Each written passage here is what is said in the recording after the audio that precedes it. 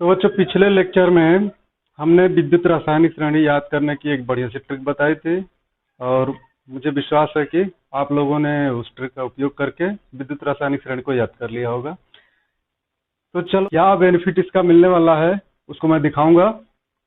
और किसके द्वारा? विद्युत अपघटन के जो उत्पाद हमको मिलने वाले हैं एनोड पर और कैथोड पे, वो किस प्रकार से, अगर हम जलीय विलयन का उपयोग करते हैं इलेक्ट्रोलाइट के, तो उत्पाद किस तरह से चेंज हो सकते हैं, ये हम विद्युत रासायनिक श्रेणी का उपयोग करके देखने वाले हैं।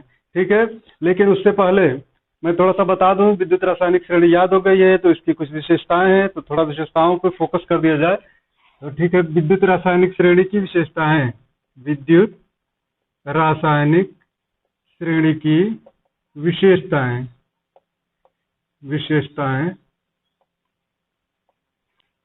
हमारी सबसे पहली विशेषता है, चूंकि हमने एसआरपी मानक अपचयन विभव के बढ़ते क्रम में विद्युत रासायनिक श्रेणी बनाया है।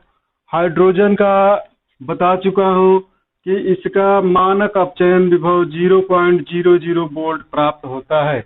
इनकी सारी वैल्यूज प्रैक्टिकली लिखी गई हैं, प्रयोग करके जो वैल्यू जिसके लिए जो अपचयन विभव मिला है वो लिखा गया है, और किसके लिए कितना वोल्ट है मानक अपचयन विभव, वो हमारे एनसीईआरटी बुक में दिया हुआ है सब टेबल में। और ये विद्युत रासायनिक श्रेणी जो बनाया हुआ है एनसीईआरटी के बुक में, तो मानक अपचयन विभव के बढ़ते क्रम में न होकर के घटते क्रम में है, मानक अपचयन विभव के घटते क्रम में। तो ठीक है, उससे कोई बात नहीं है। उसको हम क्या करेंगे, अगर यूं पढ़ेंगे तो बुक की तरह हो जाएगा, यूं पढ़ेंगे तो ये क्या हो गया, मानक अपचयन विभव के बढ़ते क्रम में हमारी है एसआरटी। तो क्या सबसे पहला पॉइंट हम इसकी विशेषता में देखने वाले हैं कि सबसे ऊपर श्रेणी में जो तत्व सबसे ऊपर स्थित है या जो स्पीशीज सबसे ऊपर स्थित है, वो स्पीशीज क्या है, जल्दी से इलेक्ट्रॉन लूज करने की कैपेसिटी रखती है। यानी श्रेणी में सबसे ऊपर लिथियम धातु है, तो लिथियम धातु का क्या है, इलेक्ट्रॉन लूज करने की कैपेसिटी सबसे ज्यादा है। इसका मतलब लिथियम धातु सबसे प्रबल अपचायक है। अब अपचायक हमने क्यों कहा, इस पॉइंट को समझो। लिथियम धातु, चूंकि लिथियम धातु आसानी से इलेक्ट्रॉन लूज करके लिथियम आयन में परिवर्तित हो जा रही है। यानी क्या, ये इलेक्ट्रॉन दूसरे स्पीशीज को दे रही है, अपना जो भी इसके कांटेक्ट में है वो दूसरे स्पीशीज को इलेक्ट्रॉन आसानी से बहुत दे रही है और तुरंत ऑक्सीकृत हो जा रही है, ऑक्सीडाइज हो जा रही है। इसका मतलब क्या, दूसरे स्पीशीज को यह इलेक्ट्रॉन दे दी तो वो स्पीशीज इलेक्ट्रॉन ग्रहण किया होगा, तो उसका अपचयन हुआ होगा। तो क्या कहेंगे, ये प्रबल अपचायक है। लिथियम धातु क्या है, प्रबल अपचायक। जब श्रेणी में हम नीचे पहुंचते हैं सबसे, तो फ्लोरीन क्या करता है, फ्लोरीन की एक कैपेसिटी है कि आसानी से इलेक्ट्रॉन ग्रहण करेगा और फ्लोराइड आयन बनाएगा। तो ये क्या हमको दिख रहा है, इलेक्ट्रॉन आसानी से ग्रहण कर रहा है, यानी आसानी से अपचयित हो जा रहा है। और जब आसानी से अपचयित हो जा रहा है तो यह दूसरे स्पीशीज के लिए क्या करने वाला है, उससे इलेक्ट्रॉन लेगा और तुरंत अपचयित होगा, यानी कि उसको ऑक्सीकृत करेगा। तो ये क्या है, स्ट्रांग ऑक्सीडाइजिंग एजेंट और ये स्ट्रांग रिड्यूसिंग एजेंट। ये प्रबल अपचायक और ये प्रबल ऑक्सीकारक। ठीक है, तो हमारा पहला पॉइंट है विशेषताओं में, श्रेणी में ऊपर से नीचे जाने पर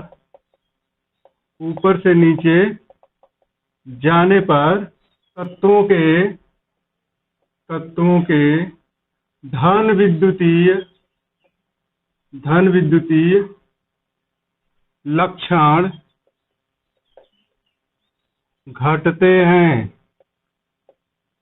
हैं और धन विद्युतीय लक्षण जब घटेंगे तो ऋण विद्युतीय लक्षण बढ़ेंगे। ठीक है, यानी इलेक्ट्रोपॉजिटिविटी घटेगी और इलेक्ट्रोनेगेटिविटी बढ़ेगी। ठीक है, यहाँ क्या दिख रहा है, श्रेणी में ऊपर स्थित तत्व प्रबल और प्रबलतम कर दे रहे हैं, प्रबलतम अपचायक है। और ऊपर स्थित तत्व क्या होगा, ये लिथियम है जो प्रबलतम अपचायक है, और फ्लोरीन यानी कि नीचे स्थित तत्व, नीचे स्थित, ये हमारा फ्लोरीन है। प्रबलतम, प्रबलतम ऑक्सीकारक है, ऑक्सीकारक है। ठीक है, ये हमारी पहली विशेषता हो गई। अब हमको ये देखना है कि ऊपर वाले तत्व, एक प्रश्न आता है, पहले प्रश्न को हम बता दे रहे हैं। क्या प्रश्न है कि क्या होगा जब कॉपर सल्फेट का विलयन जिंक के पात्र में हम रखेंगे, यानी एक जिंक का पात्र होगा और इसमें अगर ये जस्ते का बना पात्र है और हम इसमें कॉपर सल्फेट का विलयन भरते हैं CuSO4, तो कौन सी घटना होने वाली है? दूसरा केस इसी का बना दे रहा हूं। ये क्या है? जिंक का पात्र न होकर के किसी दूसरे चीज का पात्र है जो अक्रिय है। ठीक है, इसमें हमने जिंक रॉड लटकाई है और कॉपर सल्फेट का विलयन भरा है। दोनों केस को बता रहा हूं। कॉपर सल्फेट का विलयन भरा, तो यहाँ जहां जिंक का पात्र है कॉपर सल्फेट का विलयन भरते हैं, तो घटना क्या होती है?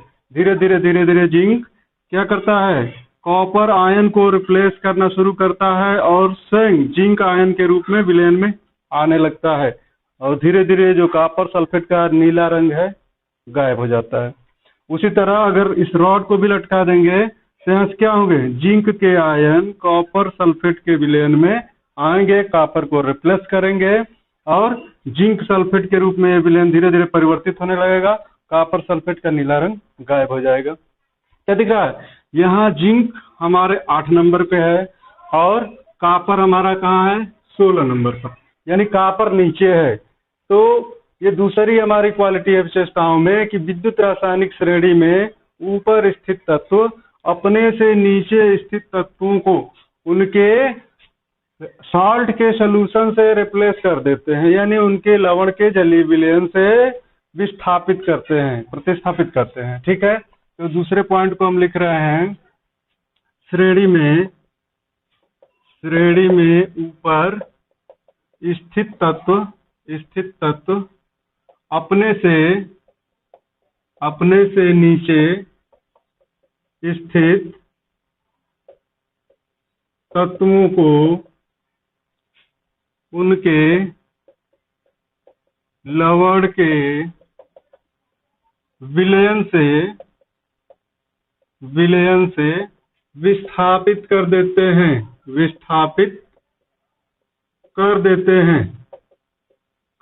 हैं। ठीक है, तीसरा पॉइंट देखते हैं। इस विद्युत रासायनिक श्रेणी में हाइड्रोजन से ऊपर स्थित जितने भी एलिमेंट हैं, जितनी भी धातुएं हैं हाइड्रोजन से ऊपर, वो क्या करते हैं? तनु अम्लों से हाइड्रोजन को विस्थापित करते हैं। जैसे चलो हम ले लेते हैं, जिंक को ही ले लेते हैं। तो जिंक एक टेस्ट ट्यूब में क्या करेंगे? परीक्षण करेंगे, जस्ते का चूर्ण, जिंक चूर्ण ले लेंगे और इसमें डालेंगे डाइल्यूट H2SO4 तनु सल्फ्यूरिक अम्ल, और जब तनु सल्फ्यूरिक अम्ल इसमें डालेंगे तो तुरंत रिएक्शन होगा, हाइड्रोजन गैस बाहर निकलेगी, यानी कि तनु अम्लों से हाइड्रोजन को विस्थापित कर देंगे। कौन? विद्युत हाइड्रोजन से ऊपर स्थित जितने भी तत्व हैं। तो रिएक्शन कुछ यूं होगा कि क्या H2SO4 अगर जिंक के साथ रिएक्शन करता है तो हमारा बनता है ZnSO4 प्लस H2। ठीक है, तो इस गुण को भी लिख लेते हैं। श्रेणी में हाइड्रोजन से ऊपर स्थित तत्व तनु अम्लों से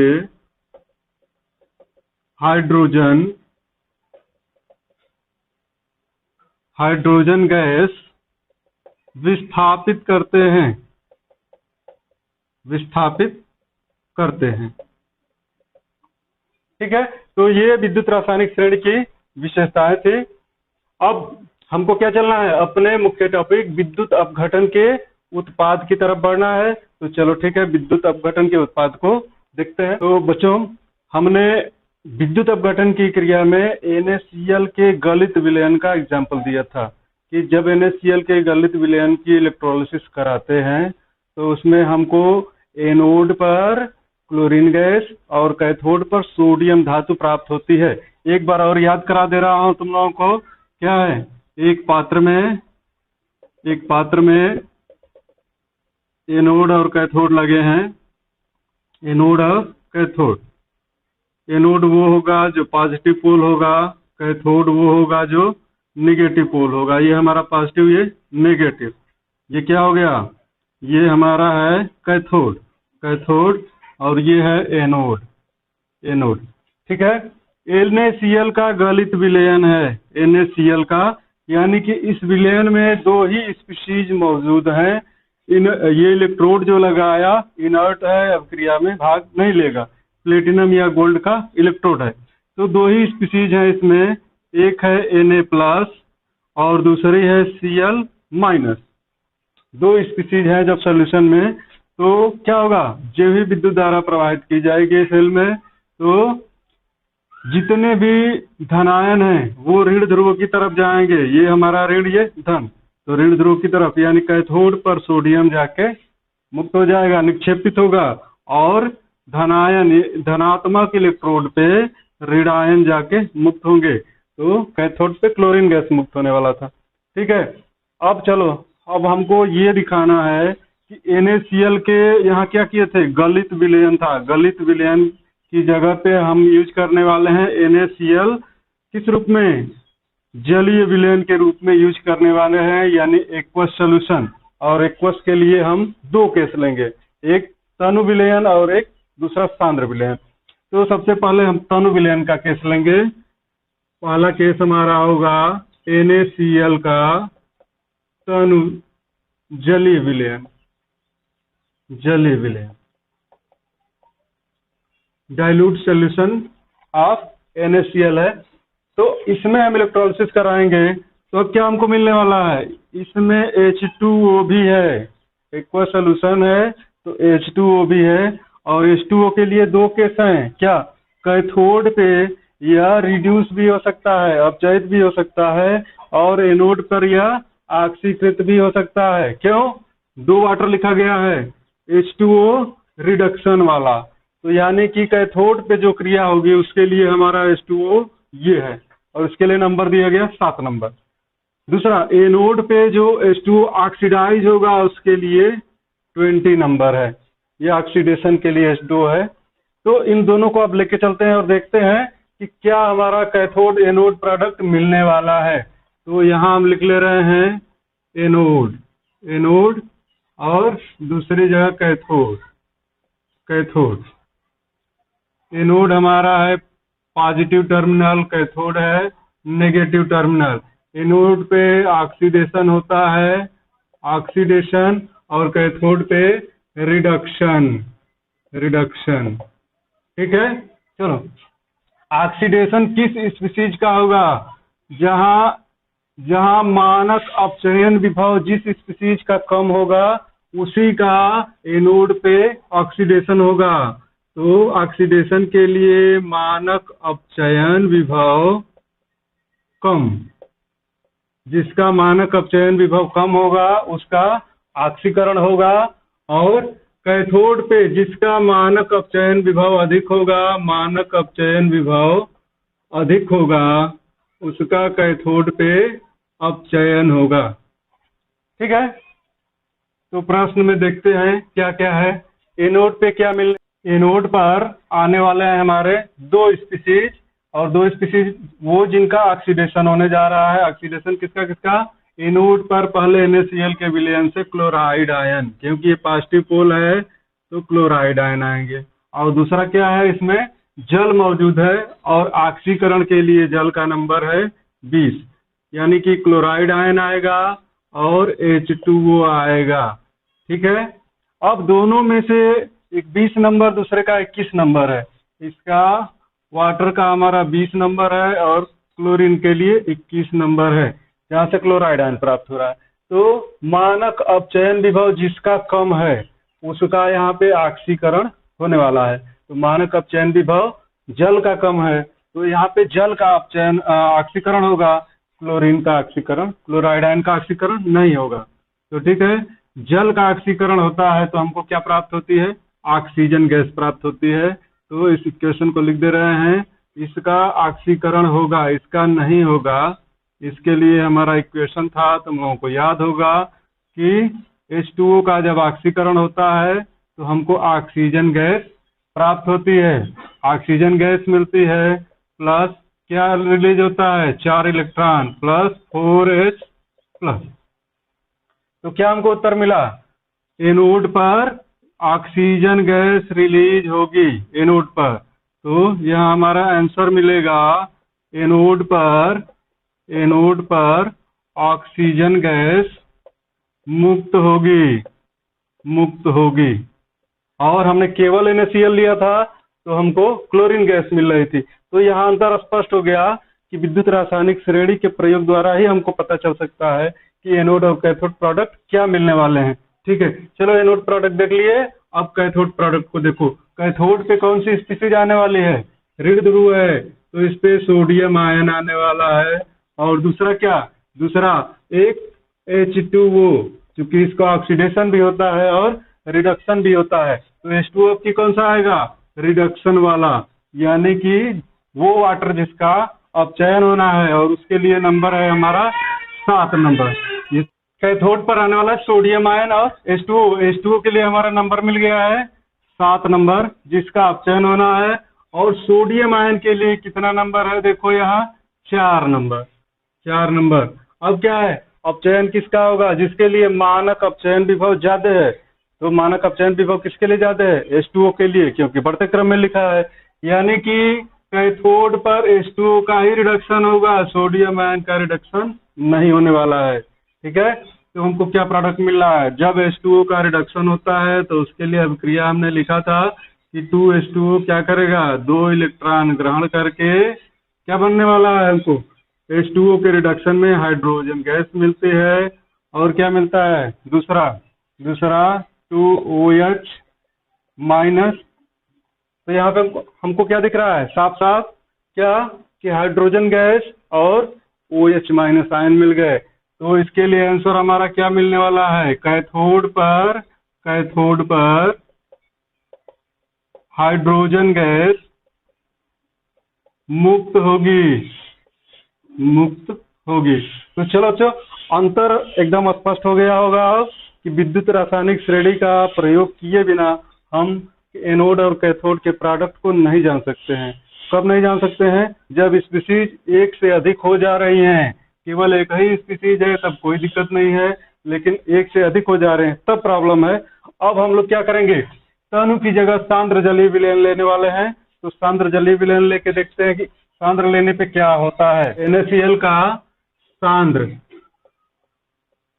सांद्र जलीय विलयन, और ये केस नंबर 2 है। सांद्र जलीय विलयन लेंगे तब क्या मिलने वाला है। सांद्र में अब देखो, एनोड पर प्रॉब्लम होगी, कैथोड पर कोई दिक्कत नहीं होगी, एनोड पर ही प्रॉब्लम है। और ये केस हमारा अपवाद भी है। क्या, फिर से देखो, एनोड पर क्या क्या आएगा, एक तो क्लोराइड आयन, दूसरा H2O, एक पानी और दूसरा क्लोराइड आयन। और क्या होगा, यहाँ पे ऑक्सीकरण होगा, ऑक्सीकरण होगा। तो प्रश्न ये है कि किसका ऑक्सीकरण होगा, क्लोराइड आयन का कि पानी का। तो चूंकि सांद्र जलीय विलयन है, सांद्र है, तो क्लोराइड आयनों की संख्या विलयन में ज्यादा होगी। दूसरे, यहाँ 20 नंबर पे पानी है, 21 नंबर पे ही क्लोराइड आयन हमको मिलेगा। ठीक है, तो दोनों के स्टैंडर्ड रिडक्शन पोटेंशियल में बहुत ज्यादा डिफरेंस नहीं है, और क्लोराइड आयन का कॉन्सेंट्रेशन ज्यादा है। इस कारण से यहाँ पे क्या होगा, क्लोराइड आयन का ही ऑक्सीकरण होगा और क्लोरीन गैस मुक्त होगी। ठीक है, तो यहाँ पे क्या हमको मिलने वाला है, क्लोराइड आयन 1 इलेक्ट्रॉन लूज करके Cl2 गैस में परिवर्तित होगा। 1 इलेक्ट्रॉन यह लूज किया है। चलो स्टोइकियोमेट्री को ठीक कर देते हैं, 2Cl माइनस Cl2 2 ठीक है। तो क्लोरीन गैस, तो उस केस में हमारा आंसर होगा एनोड पर क्लोरीन गैस मुक्त होगी। ठीक है।